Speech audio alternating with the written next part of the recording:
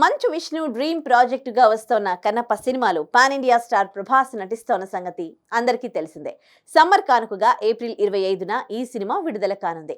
100 కోట్లకు పైగా భారీ బడ్జెట్తో తెరకెక్కుతోన్న ఈ మూవీలో అక్షయ్ కుమార్, మోహన్ లాల్, మోహన్ బాబు, కాజల్ అగర్వాల్, బ్రహ్మానందం, దేవరాజ్, మధుబాల, శరత్ కుమార్, ముఖేష్ రిషి తదితరులు ముఖ్య పాత్రలో నటిస్తున్నారు. అయితే ఈ సినిమాలో ప్రభాస్ నటిస్తూ ఉండడంతో పాన్ ఇండియా స్థాయిలో భారీ హైప్ క్రియేట్ అవుతోంది. మరి ఈ సినిమా కోసం ప్రభాస్ పారితోషికం ఎంత అంటే ప్రభాస్ ₹1 కూడా రెమ్యునరేషన్ తీసుకోలేదట. కేవలం మంచు కుటుంబం మీద, ముఖ్యంగా మోహన్ బాబు మీద అభిమానంతో మాత్రమే నటించాడట. నిర్మాతగా ఎంత అడిగినా ఇవ్వడానికి విష్ణు సిద్ధంగా ఉన్నప్పటికీ ప్రభాస్ నయా పైసా తీసుకోకపోవడం విశేషం. ఈ విషయాన్ని తాజాగా ఓ ఇంటర్వ్యూలో తెలిపారు విష్ణు. నేను ప్రభాస్ ఇంకా మోహన్ లాల్ ఇద్దరికి రెమ్యునరేషన్ ఇవ్వడానికి సిద్ధమయ్యాను. కానీ వాళ్ళిద్దరూ ₹1 కూడా వద్దని తిరస్కరించారు.